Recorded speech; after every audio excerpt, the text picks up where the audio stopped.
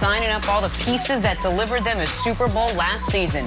This morning, signing Antonio Brown to a one-year deal worth up to $6.25 million. Remember, Tom Brady petitioned for AB to come to Tampa originally and pushed to get him back. He now gets his wish, and we get our wish. We get former Pro Bowl receiver T.J. Houshmandzadeh joining the conversation now. But, Brandon, let me start with you first. What does AB's return to Tampa mean for Brady and the Bucs now? Oh, this means everything. This is dangerous. Go back to 2019 when he found himself in New England. They go down to Miami. His first debut, he 4 catches and a touchdown. They looked like they were just, locked in, and the chemistry was there, and they knew each other for years, and they played together for years. And then it didn't work out then, and then they cut him. They released him.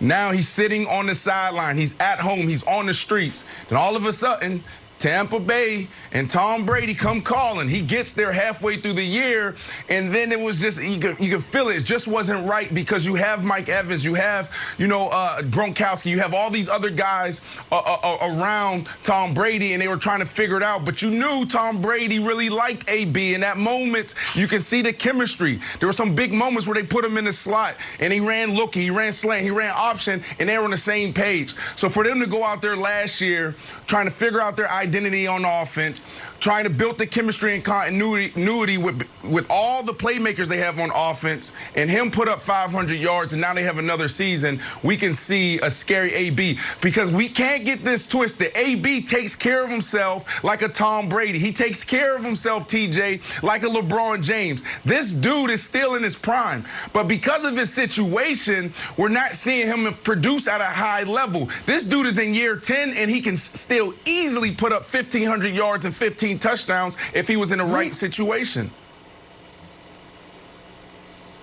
For me, when I look at it, is for Tampa Bay in the era of free agency that we are in today, never seen this where the returning Super Bowl, they return every player from their team that mattered. Like, they're returning everybody. And when have we seen this? The crazy thing that I don't get is this. You got Chris Godwin franchise. They're going to get him the ball. Mike Evans, they're going to get him the ball. Grunk, they're going to get him the ball. It's AB, you're going to be there for a full season. When and where are you going to get your looks? Part of me is like, NFL guys, you don't see that AB can still play. You don't see that he can still give you a minimum of 100 catches and a minimum of 1,200 yards, 10 to 12 touchdowns. Like, what are you guys looking at? Sit down with this man, talk to this man. He can still produce at a high level, and he's being basically relegated to an insurance option.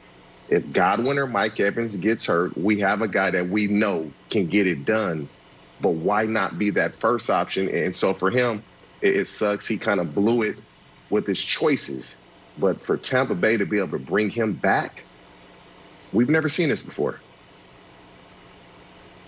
Brandon, do you think, obviously Tom Brady, big winner, AB, big winner, but we thought that he might be the one guy who Tom Brady let go.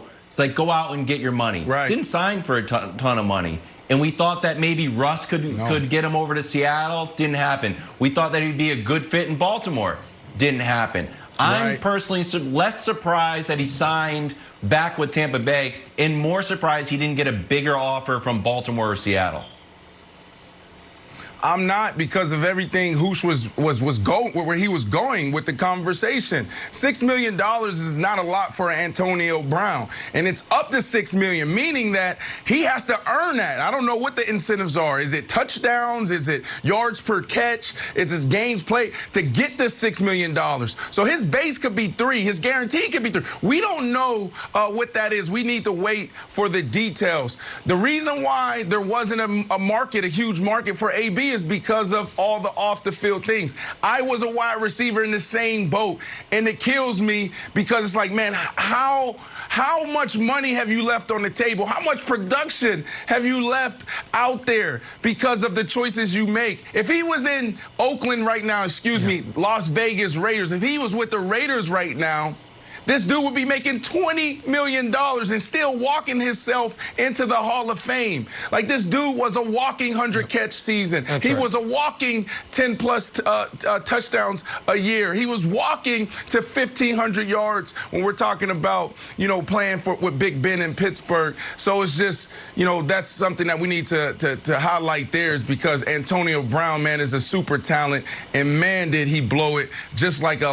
lot of us guys, man, just young and dumb and making terrible decisions. Whoa. So here's the thing, Brandon, and I think it's very honorable of you to, whenever something like this happens, you remind the audience and you mention that you dealt with your own stuff. I think it's a testament to your character. Yep. But also the timeline matters. Your biggest issues came early. You were able to understand them at some point, got the help you needed, and then you matured, you got your brain chemistry right, and you went on to become the best version of yourself. Antonio's issues, we didn't see them publicly at all early. And then they got bigger and bigger and bigger until he's all of a sudden smuggling an illegal helmet onto the practice field in Oakland. And everyone's like, the hell is going on here? Like, what has happened? Like, we have lost the plot. I mean, that is what went down. And so I just think, like, TJ, it is true that the talent is there, but the trust, you had 32 teams. I bet all of them at some point this offseason had an Antonio Brown part of a meeting. Like, hey, we're going down the board. What do we say about him? And not a single one trusted him with top-level kicker money. Not a single one said he's worth $5 million guaranteed. And that's the lesson for young guys coming into the league, is that you can be a walking Hall of Famer in the prime of your career. And if you burn all your equity, you're going to be playing not quite for free, but damn near for free on one-year prove-it deals until your career's over. And that is where Antonio Brown finds himself now, TJ. Yeah.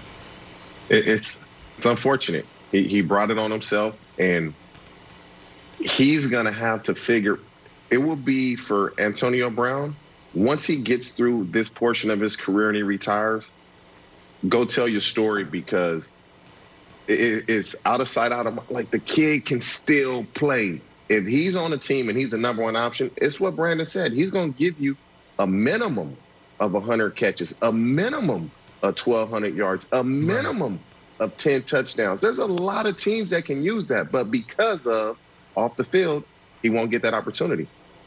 Right, and it might take more than just a one-year prove-it deal for him. Once again, the Bucs bring Antonio Brown back en route to basically running the whole show back again this coming season.